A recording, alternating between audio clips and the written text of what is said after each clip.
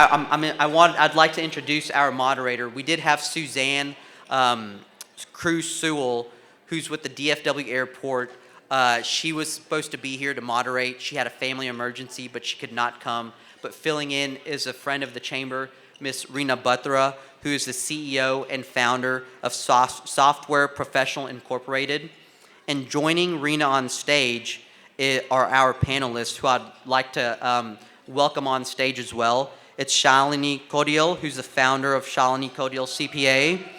Prashi Shah, who is the creative director of Prashi Decor. Dr. Mitu Bhatnagar, who's the founder of Wealth Club Evolution and council member and CEO of Real Talk for Executive Coaching, Miss Angelia Pelham. Thank y'all so much for being here this afternoon. And with that, Rina, I will turn it over to you. Well, good afternoon. Do we have any entrepreneurs and business owners in the audience? All right. Good to see everybody. Well, my name is Rina Batra, and I'm honored to welcome our entrepreneurial panel, learn more about their business journey and the challenges that they have faced. Also, learn more about what drove them to start their businesses, as these women on this panel are innovators. They create jobs to help our economies and communities. So, throughout the conversation, we will explore experiences, what worked, what has been learned along the way, and how we can continue to support and elevate women entrepreneurs. Let's dive right in. Please join me in welcoming Shalini Kodial, founder of Shalini Kodial CPAs, Prashi Shah, founder of Prashi Decor, Dr. Mitu Bhatnagar, founder of Wealth Club Evolution, Angelia Pelham, councilwoman, CEO, and executive coach, Real Talk Executive Coaching and Mentoring. Please take the time and read their bios, which can be found in the digital conference program book. So let's begin with each of our panelists. Share with us a bit about your background and what made you start the business. Shalini, you go first and we'll go around. Sure. Good afternoon, everyone. Well, it's an honor to be here among inspiring women. Well, my journey began in India, where I built my foundation in accounting before moving to New Zealand to gain international experience in accounting and finance. I moved to United States in 2014. Well, I had to start my life from scratch, so I worked as staff accountant, barely making 18 an hour, but determined to create something bigger for me. With my relentless drive and hard work, I climbed the corporate ladder and earned 3 ranks within 2 years, from senior accountant to accounting manager and finally to director of corporate accounting for a corner bakery group, where I manage financials for more than 120 restaurants across multiple states. But I feel I've got another plans for me. While managing my career and balancing my family being a single mom, I just kept pushing myself to grow.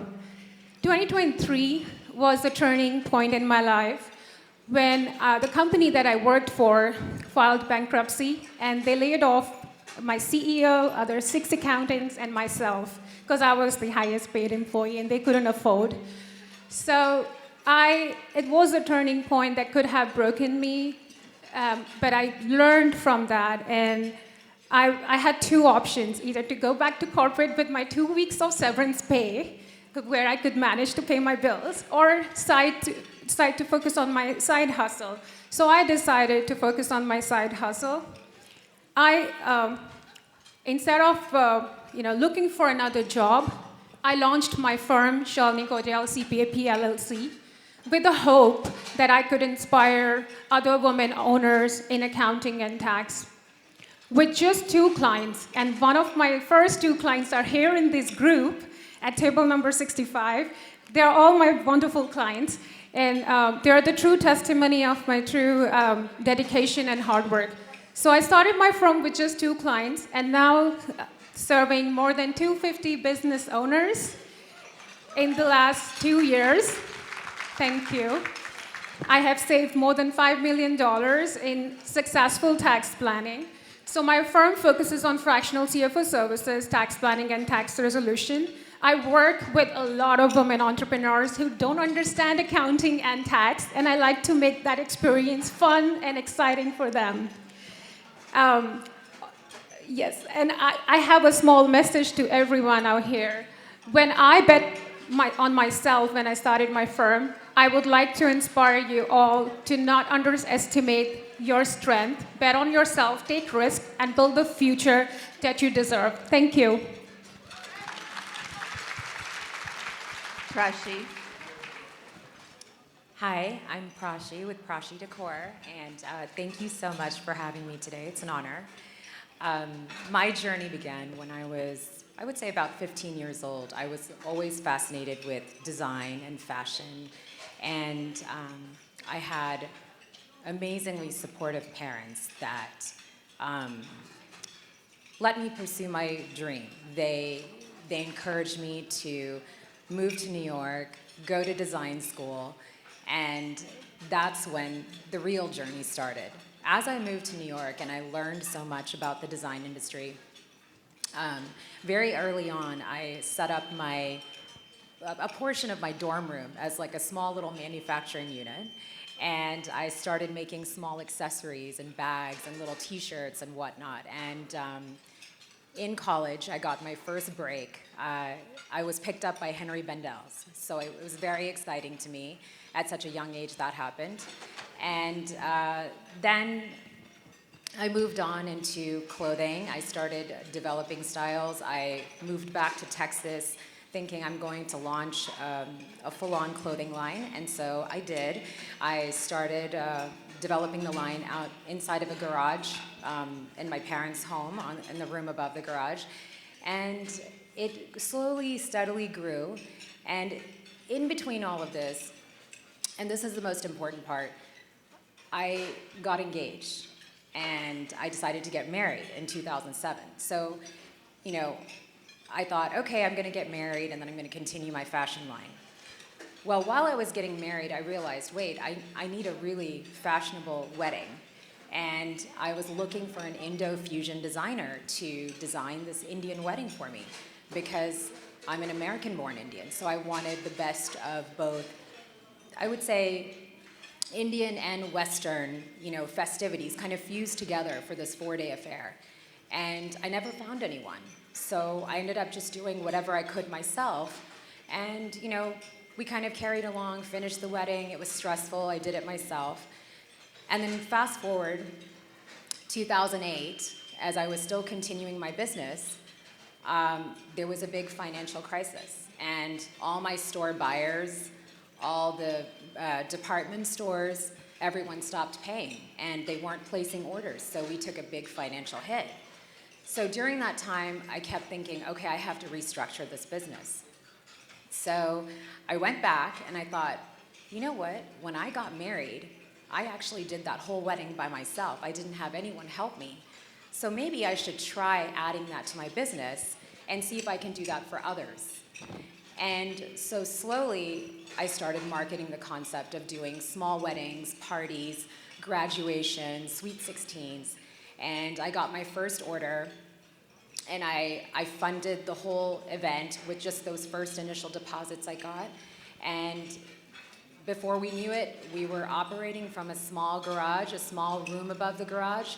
We moved into 2,000 square feet, and now today we're operating out of 100,000 square feet.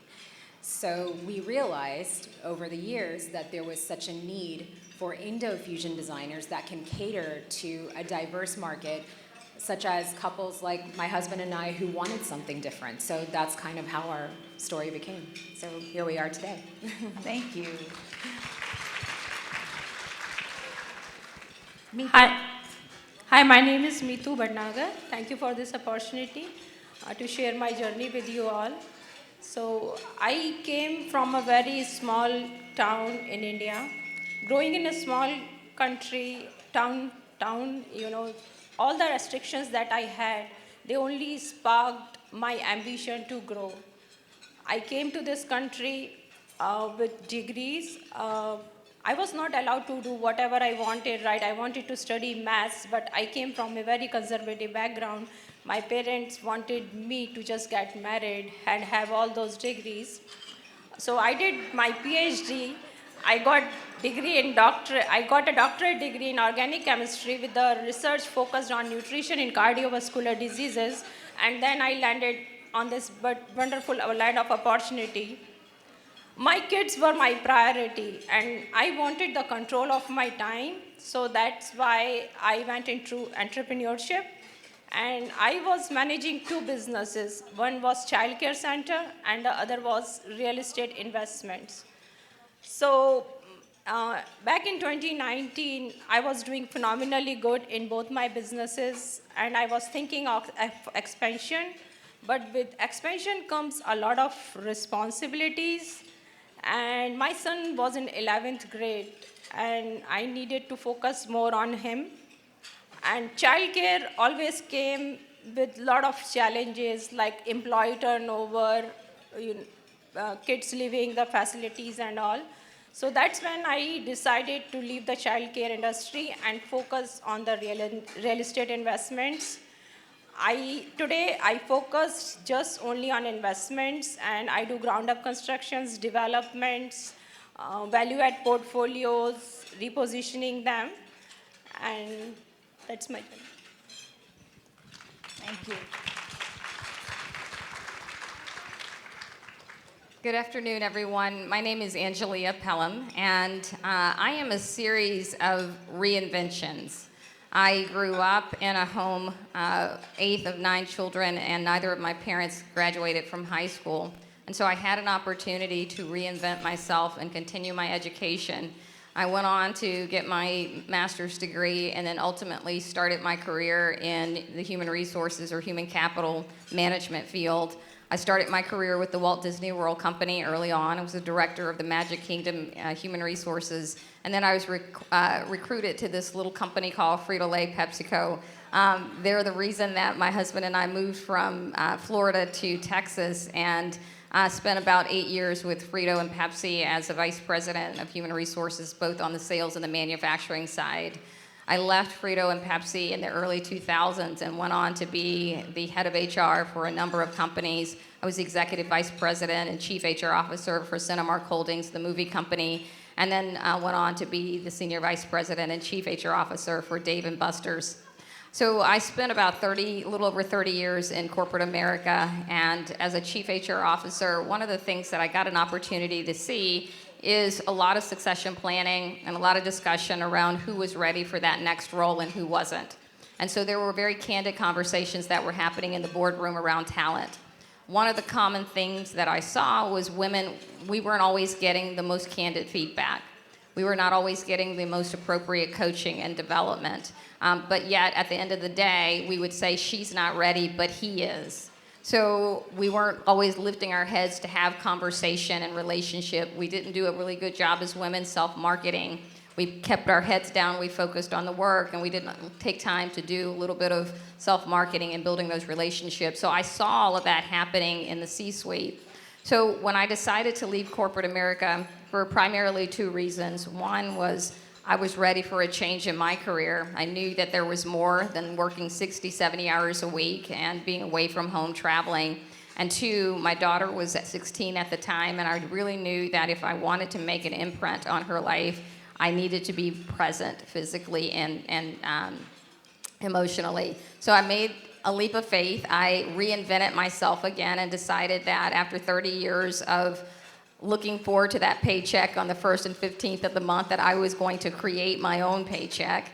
and decided to launch my own coaching and consulting firm. And I decided to do something that was completely against everyone who mentored me. I decided to really specifically narrow my market, because most folks said, look, you've coached CEOs, you've been in the boardroom, you can be an executive coach and consultant to anyone. But one of the things that I decided to do is I want to be a coach to women in the workplace. And so I immediately narrowed my scope, because I knew that's who I wanted to look across from. I knew those were the eyes that I wanted to see, and it was the feedback that I wanted to give to her to progress her career. And I knew the feedback that she wasn't getting that held her back. I needed to be a part of being a part of her destiny. So I launched Real Talk, Executive Coaching and Mentoring. I was very deliberate with the name Real Talk, because when she sits in my office, we have real talk. And so I work with a lot of corporations. I do individual coaching, but I would say about 90% of my client base is with larger corporations who have women that they want to promote, and they just want to make sure she's ready for that next move. And so I have a program that I offer that's called Authentic Leadership. And with Authentic Leadership, I offer this to one of the largest restaurant companies in the world. I coach 10 women every year for them, and they go through individual one-on-one coaching, and then we do cohort development on a monthly basis. And right now, I have about 40 women that I'm coaching at any one time. So that is my primary vocation. My side gig is I am also an elected official. I am on the Frisco City Council. I was the first African American on Frisco City Council.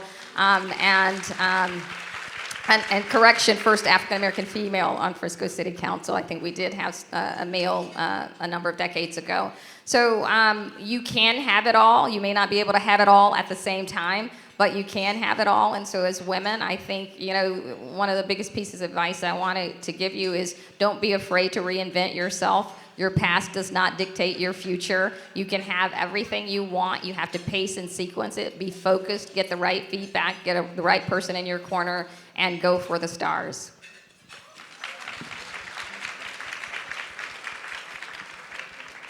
These ladies are truly customer-centric and risk takers. So my next question is to Mitu. Growing your business entails growing your network Yes. and developing business opportunities. So how do you effectively make those connections? Yeah, so your network is your net worth, right? The kind of ecosystem you put into with the dreamers and the achievers that really help you grow.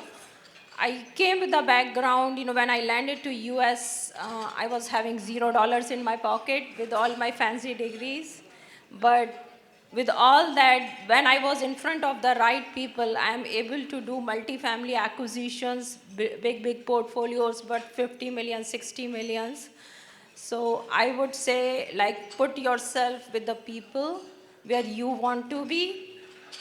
In the events like this, where you meet people who truly inspires you.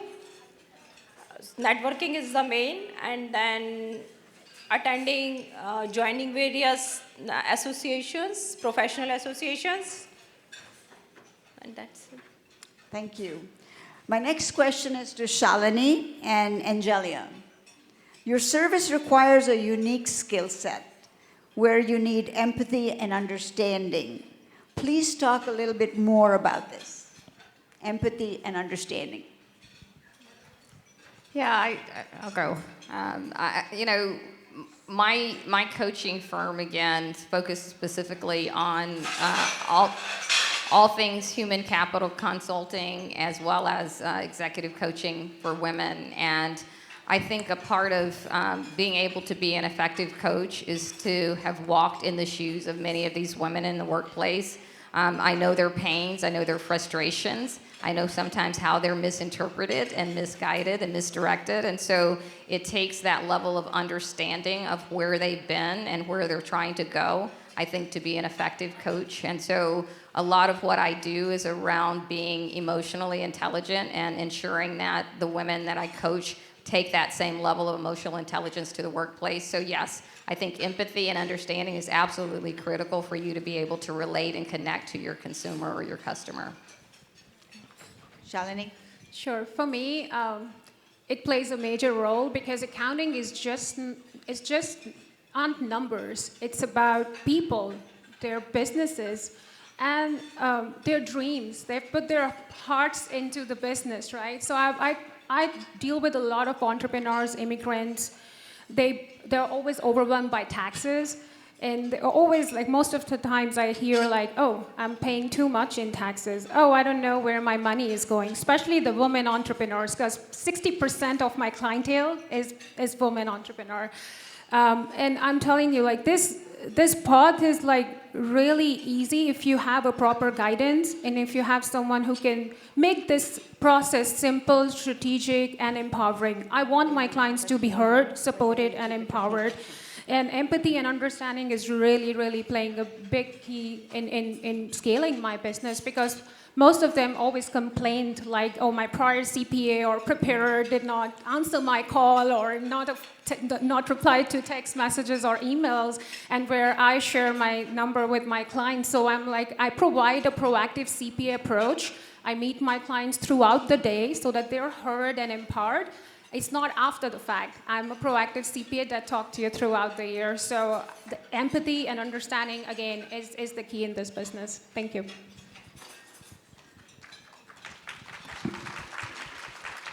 I think in any business, empathy is very important. And these women's stories tells us that. My next question is to Prashi, Shalini, and Mitu.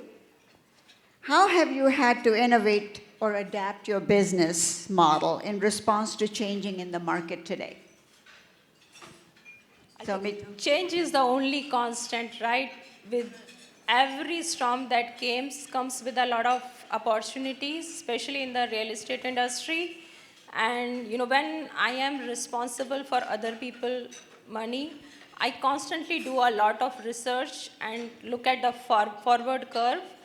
So, I'll give you an example. Like, we did an acquisition of a portfolio, and it was a $38.5 million. Our plan was to hold it for 5 years, but I was watching this trend, and I figured it out that there will be a downturn, right? So we changed our strategy.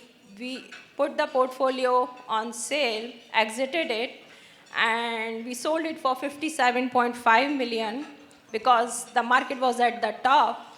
So we promised our investors 70% return in 5 years, but we were able to give them 88.2% in 2.5 years, right? And then we could see, like, the interest rates are going higher and the property values will go down. That's when we decided to pause and watch the market, and because the cash was going to be the king, right? So as you might have heard, most of the millionaires are made in the downturn. So right now, we are looking for the opportunities. Properties are on sale, 30% values are down. So that's how we regularly keep an eye on the market and adapt to meet the market conditions. Awesome. I guess this is the time to buy. Yes, it is. Prashi? So for us, being in the design industry, everything changes on a daily basis. And one of the biggest challenges we have is, the consumers change, right? Every quarter, every year, people demand new things. Their expectations change. And we've realized, from when I first started to now, I would say 15 years ago, everybody expected still a little bit more traditional aspects to their events, speaking towards weddings, like even birthdays and graduations and baby showers. They were still very traditional. Now when the consumer comes to us, they're looking for an experience. So we have to adapt to the market and have innovative designers on our team. We have to have products on our team readily available. The clients can't come in to meet with us anymore. Post-COVID, hardly anybody comes in. They want everything done online, so we use a lot of ChatGPT, AI, digital programming, lots of 3D modeling so that they can understand what they're getting. And we also understood that now people are actually willing to spend a lot more than what they were willing to spend maybe 10 years ago. So I think for us, it's been a constant adaptation of what is it that people are looking for? What can we supply them with? And what can we do that's bigger and better? And as these events get more challenging, we realize we have to be kind of the game changers in the industry. So one of the biggest things we did was we became the largest inventory carrier. So there is no one larger than us in the United States. We are the largest South Asian event design team now, because we realized for us to adapt to the market as quickly, as it was demanding, we needed to carry all the inventory in-house. We needed to carry all the manufacturing in-house, from the welding, the carpentry, the painting, the sewing, stitching, building, whatever it may be, it all became in-house for us. So that's how we kind of managed to meet the adaptation of the market. Shalini. Well, the world of accounting has changed drastically. When I started accounting back in 2004, I used to enter data manually, right, in the software. And now with AI and automation, I've changed my business model to better cloud-based accounting. AI tools, ChatGPT is definitely helping expediting my tax research, but it's always good to verify with the references. So I've adapted quite a lot from just not focusing on compliance, but offer what clients are looking for. Clients are looking to, yes, save taxes strategically. I'm not saying evade tax, but save tax strategically, choose the right entity. Clients are always looking for streamlined processes in their business operation, be it accounting, be it filing tax returns, right? The compliance part is really important. So I ensure that my clients understand their numbers and have a clear dashboard where they can see who were my highest paid customer last month, who were my highest paid vendors, how did I do with my cash flow, how am I managing? And these are the common struggles of business owners, where they're struggling with cash flow, they don't have clarity where they're going, or making, scared of making a wrong decision, right? So I come into play where I'm just not acting as a CPA, but also guiding them that what steps they can take to scale their businesses. I've seen my clients growing their business. One of my clients is listed in Forbes 30 under 30. She's sitting right there, Carolyn Green, and I feel proud of her because I've seen her. She's the youngest entrepreneur. I've seen her struggling with her finances, and the way technology, automation, having proper processes streamline her business is amazing. So yes, I'm embracing technology. AI is going to expedite the process. It will never replace human brain. So embrace AI. It's a great tool in my industry. Thank you. So as a business owner myself, one of the things early on I learned that your best friends should be your banker, your CPA, and your attorney. And a doctor. So my last question is for Angelia. Did you have any mentors as you went along in your entrepreneurial journey, and how do you pay forward to support the aspiring entrepreneurs? It's interesting you asked that question. I was just talking to my neighbor at my table, and we just happened to know a gentleman who had been my mentor throughout my career in just about every company and every venture that I had endeavored. His name is Ron Parker, and he just passed this past Saturday. And it was gut-wrenching and attention-getting, because he was the voice in the room when I wasn't in the room speaking on my behalf. And that's what many times many women need, is who's going to be their voice when they're in that room, lifting them up and escalating them. And so, yes, I had an incredible mentor for most of my career in Ron. But he wasn't the only one. I've had a number of women and men who have spoken into my life, who've encouraged me and given me guidance and support. But I will tell you, probably the greatest mentor and supporter that I have in my life now is my husband of 35 years. So when you marry well. I tell my 22-year-old daughter that because he has not only just been an incredible encourager, but he has sometimes helped me to see the person that I am that I didn't see in myself. And so surround yourself with people who are going to speak life into your life. who are going to encourage you, but also people who are going to give you real talk, real truth, people who are going to help you see those blind spots that you don't see, and who are going to give you that truth and love. And so sometimes we all want cheerleaders in our camp, but sometimes we need people who are going to till the soil and say, you know what, Angelia, you could have done that differently, or you know what, I recommend that you go in this direction and that direction. So find you a set of people who are not only going to pat you on the back, but some that are going to look you in the eye and say, hey girlfriend, we need to talk. You need to do some things differently, but be very, very selective about getting you a tribe of people who are going to be everything that you need, both your encourager and that person that's going to give you some real talk.